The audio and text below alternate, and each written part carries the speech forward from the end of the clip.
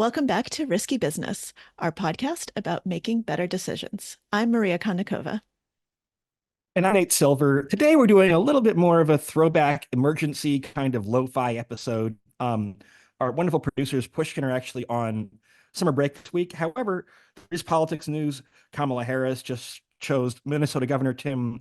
Is it Walz or Waltz? I think it's I don't, Walz, right? I think it's Walz. Yeah, I keep saying Waltz because of the political scientist, but yes, I think it is In the Walz. Midwest, you're not allowed to have non-obvious pronunciations, right? You just Okay, go with the okay. phonetic. So I'm going with Tim Walz.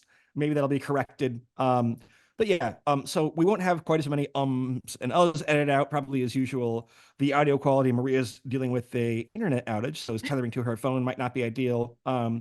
We're just gonna riff on this pick though for a little bit because this is a high stakes decision that involved a lot of strategy and uncertainty. And let me ask you first, Maria. Yeah. So I have had my take on the internet already. I think she should have picked Pennsylvania Governor Josh Shapiro. I think if in a world where Shapiro doesn't exist, and we're erasing also Gretchen Whitmer, the governor of Michigan, which is much more of a swing state than Minnesota. Now I'm droning on. What do you think about this pick? Are you on board with it? Of course, I'm on board with it. I actually agreed with your initial take that Shapiro should have been the choice. I will say, though, that, I don't have all the information. I think Shapiro should have been a choice based on a few things, based on the fact that we need Pennsylvania, right? Like Pennsylvania is the path to victory, and it's very, very difficult to see the Democratic ticket winning if Pennsylvania does not stay blue basically and go in that direction. And so that seemed to be a very strategic choice. I think he's very smart, he's ambitious, he's shown that he knows how to fight, and Pennsylvania likes him. And Pennsylvania is not a blue state, right? Like, it has Yeah. blue pockets, but he has shown that he can really appeal to kind of some of the conservative voters as well. And I can't help but feel, I know I'm going to get pushback for this and people are going to be like, blah blah blah, this is not true, but I can't help but feel that he might not have been chosen for the wrong reasons. The wrong reasons being his religion, and kind of some of those issues. People don't want to say it out loud, but I think, it's like Whitmer was not chosen for the wrong reasons because she's also female.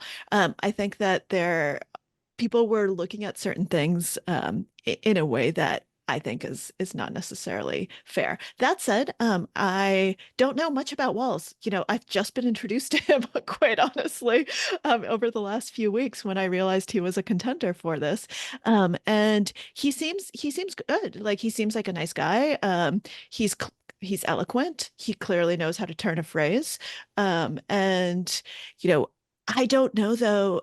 Obviously, Minnesota's not that swingy of a state or that important of a state. Can he actually help in the Midwest more broadly? Can he help in those swing states? And I think if the answer is yes, then yay, awesome. If the answer is no, then they might, and if they end up losing Pennsylvania, I think they will look back at this moment and say, oh shit. Yeah, there's about in our model, there's about a 4 or 5% chance that Pennsylvania make a difference between winning 270 electoral votes and not. Meaning that she's just on the fringe where she loses for that reason. And by the way, I'll do the periodic reminder when we do politics segments. Maria, when she says we, she's saying we as I wouldn't call you a partisan Democrat, but as someone who's a No. Democrat, just like I might say we when we're talking about the New York Knicks or something. Yes. I'm going to try to use they. Yes. Democrats, you can probably guess at my political preferences. They're not pro-Trump. But yeah, I'm going to try to remain at arm's length Yes, here. Yeah, absolutely. Absolutely. I think you brought up several of the key factors. It's the fact that A, Pennsylvania is important.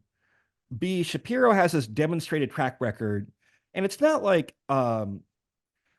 different swing states are swing states for a reason. Like New Hampshire, for example, is kind of a swing state, but everyone's kind of this weird libertarian kind of small town person, and that happens to be a voter that is pulled at from both directions and therefore is kind of independent and moderate.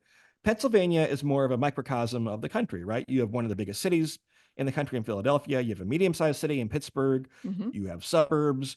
You have not so wealthy exurbs, and you have authentically rural areas. And so to like appeal to like that entire state and be 15 points above water in terms of favorability ratings. He won the election by 15 points, granted against a really terrible MAGA-E GOP candidate. It gives you an unusual amount of empirical evidence. Now, I will say with Walz, he was elected to, I think, 6 terms or something in Congress from, is it Minnesota's first or second district? It's a district that runs southward, just north of the Iowa border, across the whole state. So you get out actually to pretty rural areas in south western Minnesota, for example. This is below the Twin Cities, which are kind of midway up the state. And he overperformed in those regions and had like a pretty moderate track record in Congress. Has been much more progressive as like the governor of Minnesota. But I don't mind the notion that that you adapt a little bit to your circumstances, right? I mean, it's a representative electoral democracy, and so you had different constituents, then you adapt to different constituents, and he has like a kind of like dad humor and He does. kind of self-effacing. I don't know how it'll translate outside of Minnesota context. I'm skeptical of like the trans Midwestern regionalism, right? Like, I mean, I'm from Michigan, right? We wouldn't see someone from Ohio as an asset in Michigan, right? Those are rival sports teams, and we hate Ohio. I think we're okay with Minnesota though, for what it's worth. Nate, your But yeah, Midwestern accent is coming out today a little bit stronger than usual. There you go. I never used to think I had an accent, and then I would go back to Chicago, and then you hear Chicago, which I can't quite even do it anymore. But I never thought I had an accent growing up, and then you start to move to the East Coast and you hear it. But yeah, you're getting at. So it certainly seemed like she was leaning toward Shapiro. The rally where they're introducing the Minnesota governor tonight is in Pennsylvania. Prediction markets, which probably don't have any inside knowledge, but who knows, right? Had Shapiro as much as an 80% favorite to win at some point, and kind of floated a trial balloon up, and I guess the balloon popped. And why did it pop? We'll have to find out more about. I mean, it was a little bit weird. I think usually if you have like an obvious front runner who can't run, then you don't want to kind of leave him hanging on the altar if you think he's Mr. Right, Look, we actually have like a semi-official Maria and I policy of like avoiding Israel-Palestine as a topic on this show. I'm sure it divides our audience as it divides many people. It didn't seem like Shapiro was that far out of the mainstream on this issue. He's not like John Fetterman, the senator from Pennsylvania, who was like clapping in applause at Benji Netanyahu or something like that, right? He seems to have like normal mainstream two-state solution, pro-state of Israel, anti-Netanyahu, anti-Hamas. I mean, that's very middle of the road. Yep. And not that different than what other Democrats have said. And so, whether it's a perceived problem or an actual problem. I mean, the analogy I use is like this is a poker player thing, and we'll try our best to translate it. Sometimes in poker, you get to the river, which is the last street on the river, and you're like, something about this feels funny, right? Yep. I have to make this call here, or maybe I have to fold this hand when I have some chance of winning, but I do have to fold. Something about feels weird. It's because you like made a bad choice like earlier in the hand on the flop or the street or the turn or pre-flop at an earlier point in your decision tree, and like something about the way they kind of trial balloon Shapiro, and then there's nothing.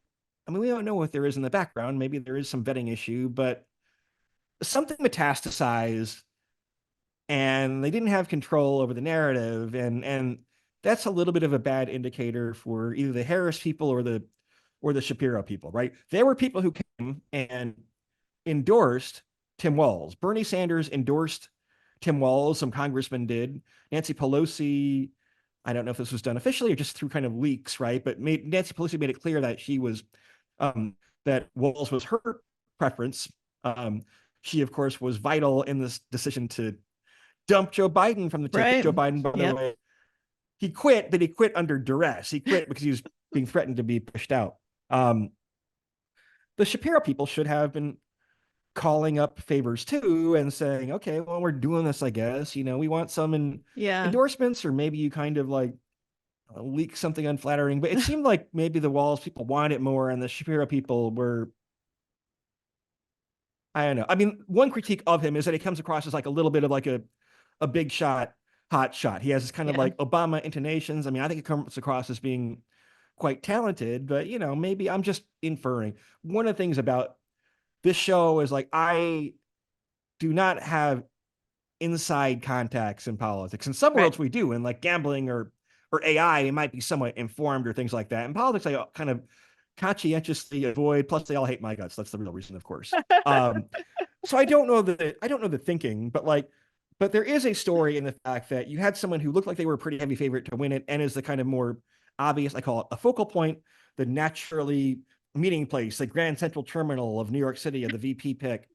Um, and you go with someone else who, in a vacuum, I think is totally fine. Yeah. But it's a little bit, I worry about the decision making process a little bit.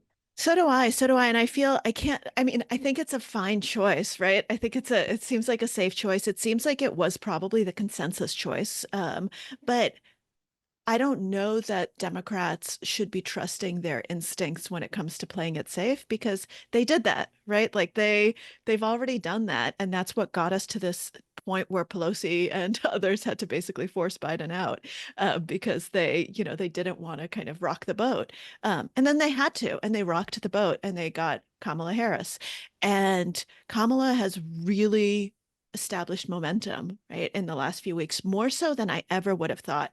I actually, I'm really surprised every single time you and I talk every single week. The odds have gone more and more in her favor. When we taped this last time, last week, last Tuesday, today is Tuesday, August 6th. So last Tuesday, your model still had her at under 50%. And then it switched, right? It switched pretty quickly after that, and she's been steadily climbing. So it seems like they were rewarded for kind of a radical choice, a less safe choice, kind of the choice that really kind of rattled the party a little bit. So it would have been fun to see them continue that and be like, yeah, we've got this safe choice, but then we have this choice that that Pennsylvania seems to love, and that has much more.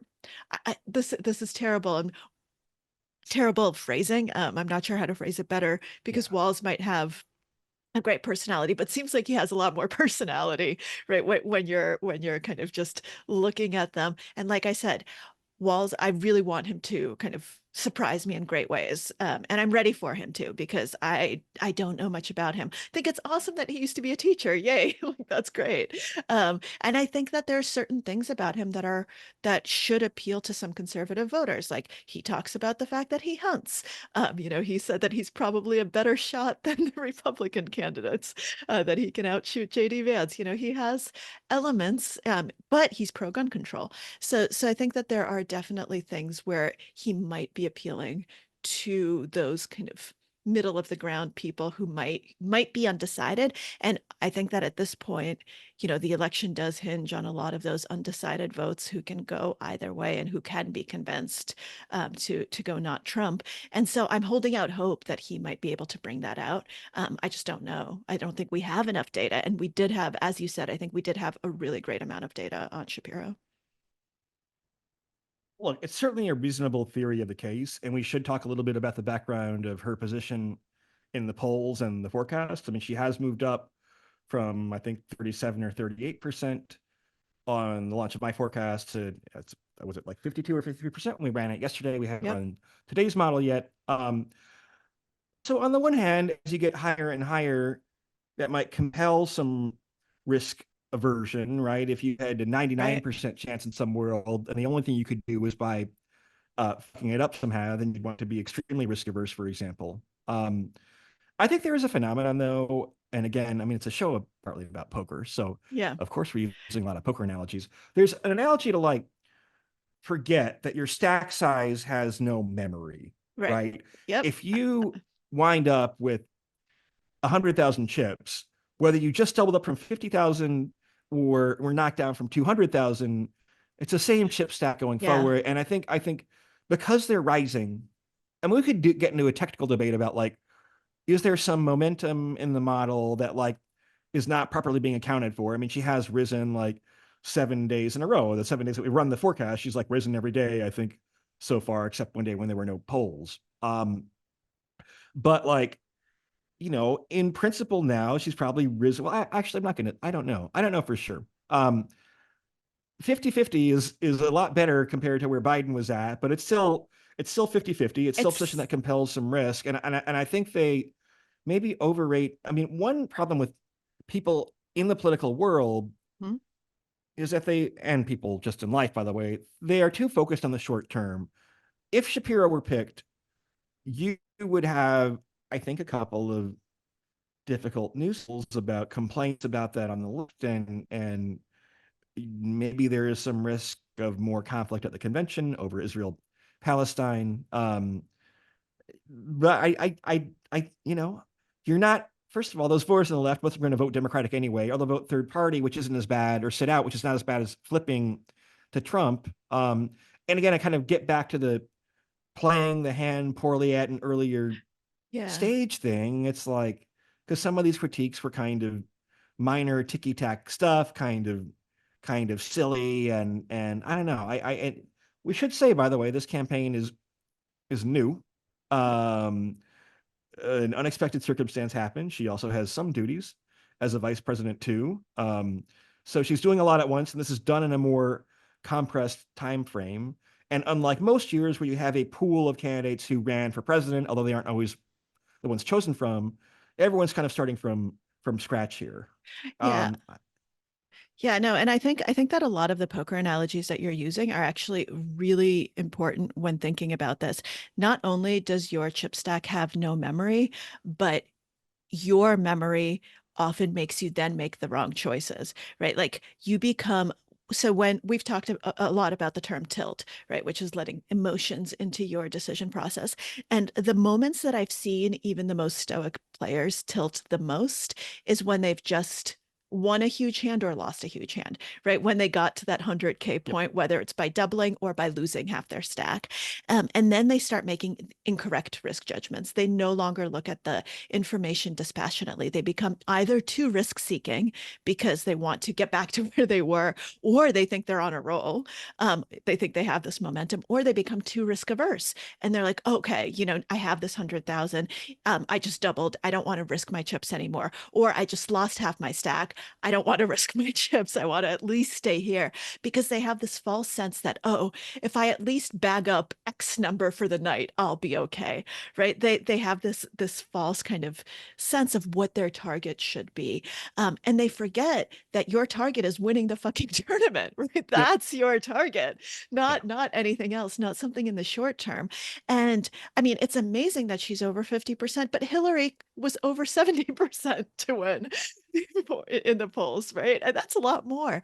And so so to continue the poker for just a little bit more, there are moments when you're supposed to lock down. If we're playing a satellite and we're in a milestone satellite, right? And you need 100,000 chips to win your seat and you have 95, you should not get into huge flips, right? You should actually, it is correct to be incredibly risk averse because it's going to hurt you so much more to lose that than it is going to hurt, then you're going to be helped, right? So those risk premiums change. If you're in a satellite and you're basically guaranteed a seat, you should be folding aces. You should be folding everything if it's one of those satellites. The strategy changes, but that's not where we are, right? We are in just a normal poker tournament where your goal has to be winning all of the chips. And it's so easy. I've done it myself, right? I've been in those situations where like I have noticed in my head that risk little switch has flipped a little bit and I have to fight against it so hard because sometimes I'll make a fold that I know I shouldn't make, or I don't make a three bet that I know I should make, et cetera, et cetera, et cetera, because of these extraneous considerations. And your goal is always just to play good poker and to keep your eye on the prize. And so I think this is a great analogy right now. They should still be playing good poker. It does not matter that, where they were, where they're going. Yes, as you said, momentum does matter, but only up to a point because we still have a ways to go. The election is not tomorrow. No, we have, gosh, September, October, no, 3 more months of this, Maria. Yeah, we do. Look, you mentioned one other thing that's important, which is this probably is the consensus pick of the Democratic Party. Um, in part because, by the way, Tim Walz is not Alexandria Ocasio-Cortez or something, right? He's got a relatively, center-left moderate track record and kind of center-left moderate vibes, which is not unimportant, actually, how a candidate presents to people. For sure.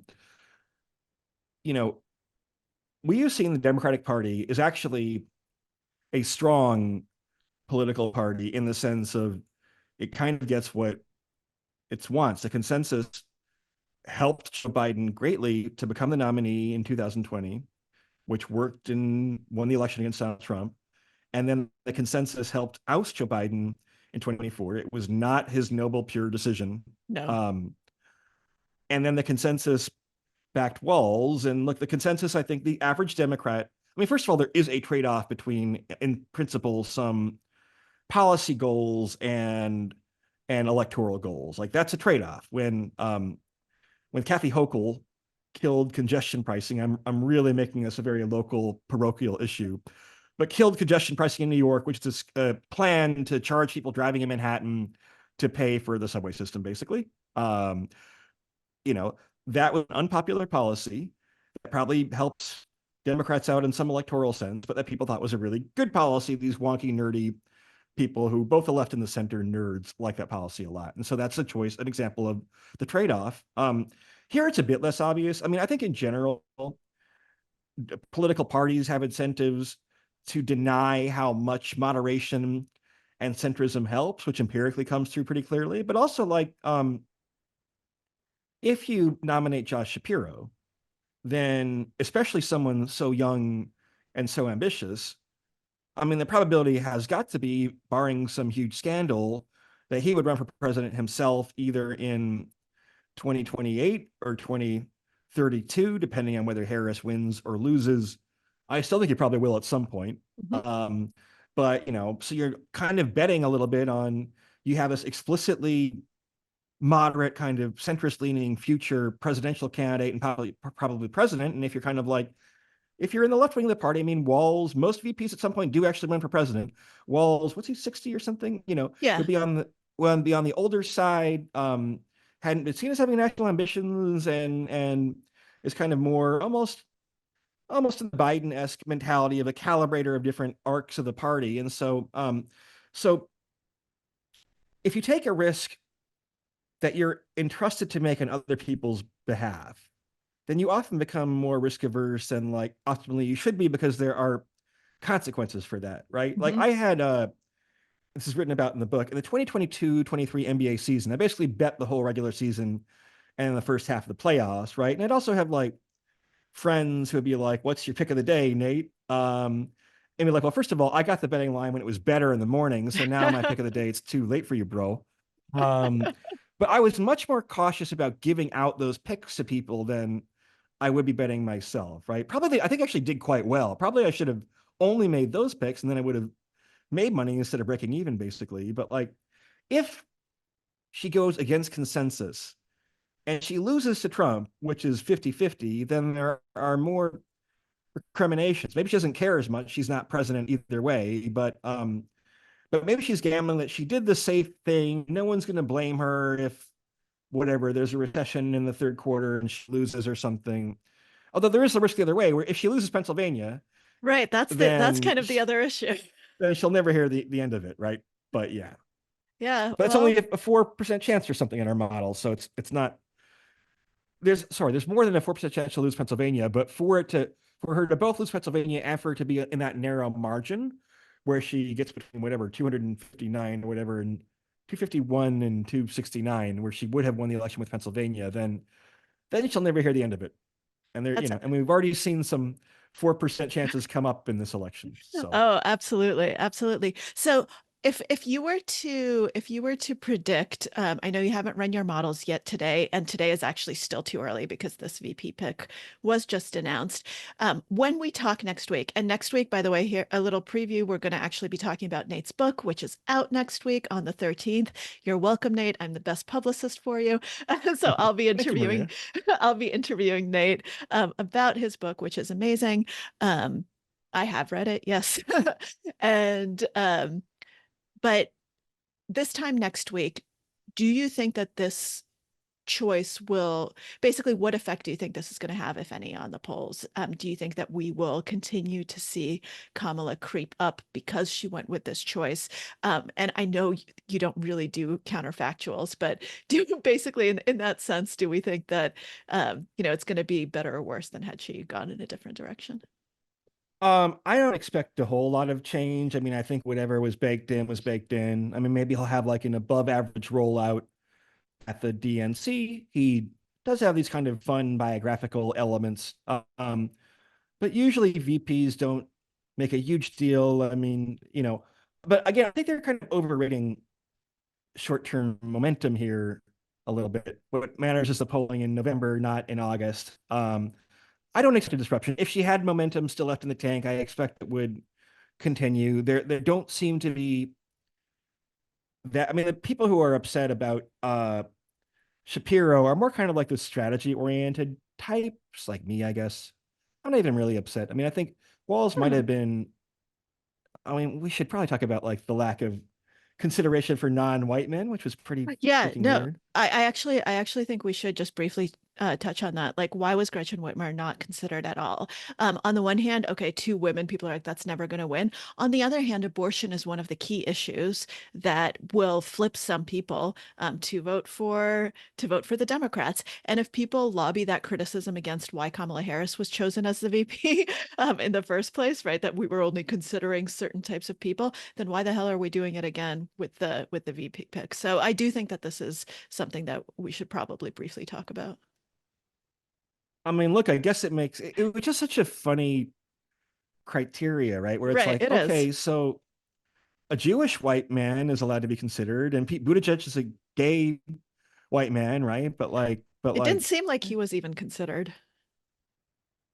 yeah, I guess you needed, and I guess they wanted to go with a heterosexual Gentile. I mean, it's just a little weird, and it Yeah, mirrors the process by which Harris himself was chosen. We kind of like choose your side of the chessboard first and say, okay, well, today we're in like right. white man territory. I mean, to sound cynical about it, and this is also true for the Harris nomination.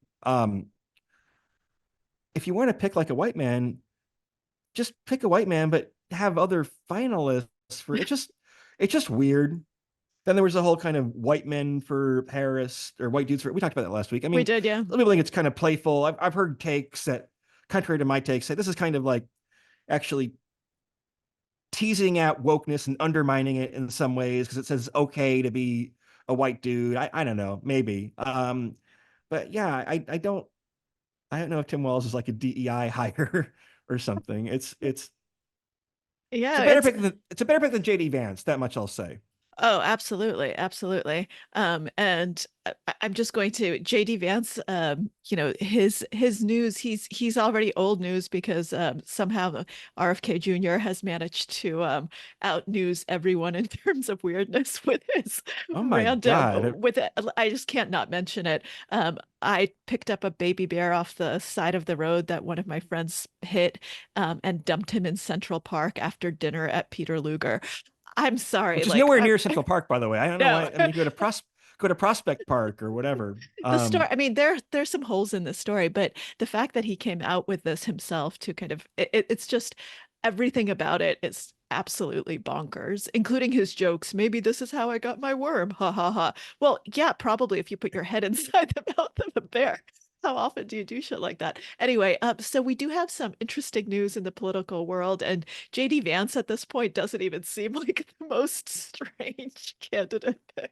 And the RFK, if you haven't seen the video of him, it's like kind of set up as though I guess he's talking to Rosie O'Donnell, and it's supposed to be Yep. kind of like cinema verite style, where it's kind of like he's like doing a talk show at his home and kind of giving an anecdote, and there's something kind of vaguely curb your enthusiasm about it. And he's married to Cheryl Hines, and it's just so incredibly bizarre. Like, what a fucking freak. I know we have some independent listeners, but like It's I would like to have seen a independent candidate for president who didn't literally have brain worms and act like it. By the way, that byline New Yorker article, Claire Malone, my friend and former colleague at 538. So great job, Claire. Yeah, yeah, absolutely. Forcing that Rosie O'Donnell. And talking about forcing, there have been some, as we've called them, and as others have called them, unforced errors in the campaign, for sure, including, JD Vance with the "you're fired" signs behind him. So I think that it will be really interesting to see, as we keep reminding you, this is a long-term, not a short-term game. It will be really interesting to see how the parties react to all of these short-term momentum switch news that really reverberate when you're as online as you and I are, Nate. But I wonder, for people who are not as online and who are not kind of following the intricacies of this, and who did not watch the video of RFK Jr. and who didn't necessarily see all these clips, I wonder how much these little things are going to matter versus like how is it going to build up over the next few months, and how is that big picture looking? And it's tough. I know it's tough for me to like step back, right, and to remember to zoom out all the time and say, okay, wait, people aren't watching all these clips. People don't necessarily kind of see all this banter that I'm seeing, and that's clogging up my head. There are a lot of people who just, for them, that's not how Well, I they mean, consume news. that's to be one of the better criticisms of the non-Shapiro pick. Again, Mm-hmm. not a criticism of Walz, who was, a good pick by conventional standards. Is that people in this online bubble, especially in New York, where we have a big Jewish American population and a big Palestinian population and whatever else, right? Really overestimate the salience of this issue to average American voters, right? If you give people a list of rank your issues from 1 to 16, then like in a survey of younger voters, it wound up like 15th out of 16 issues. And the hardest thing to do in a campaign um, is to not put yourself in the bubble and project how like an ordinary low information. I mean, it's kind of a pejorative term, but it's true that like people who are still undecided are not the ones reading the New York Times and reading Twitter every day. And what do they think? I mean, like, Tim Walz does have some like normie charm. So I kind of get that. But I don't know. I mean, look, in chess, sometimes in poker, there's like a 3-tier classification. There's an inaccuracy, uh, a mistake, and a blunder. Blunder. You don't want to blunder. You don't want to blunder. Inaccuracy means in poker, it means that there's like it's usually a mixed strategy. We're getting a little late in the show. I'm not going to try and explain what it, but it's basically like you pick an option that you're probably indifferent toward, but probably the other one's like a hair better, right? Mistake is like, yeah, it's technically the wrong play, but You're not losing you can much. squint. You're not losing much, right? And a blunder is you fucked up, right? I don't Yes. think this is a blunder. There are some downsides to Shapiro. There are upsides to Walz. Their position has improved. That might make them a hair more risk averse, but I think it's somewhere between an inefficiency and a small mistake, depending on more reporting that we get about why the choice was made. Maria, do you have closing thoughts? No, I think my closing thoughts is that I'm really, really curious to see how this plays out over the next month, 2 months, and that I really want to try to project that and not have a short-term bias. And at this point, I'm going to put, my own personal feelings aside. And, I think Walz was a good choice and a solid choice. And, no matter, I'm going to forget what our chip stack was yesterday, what our options were. That yesterday we had the option to call, to raise, to fold. All of these things were in front of us, but we are now on the next node of the decision tree. We have made our choice. We have called. We didn't raise. We didn't check raise. We didn't do it riskier. We just did the more passive play. We decided to call, and so here we are. This might not have been my preferred node of the tree, but this is the node where we are. So now let's play it the best way possible. Right now, let's actually just make the best decisions possible going forward, because you can't go back in time and say, wait, I wish I had check raised, or wait, I wish I had done Yeah. something else.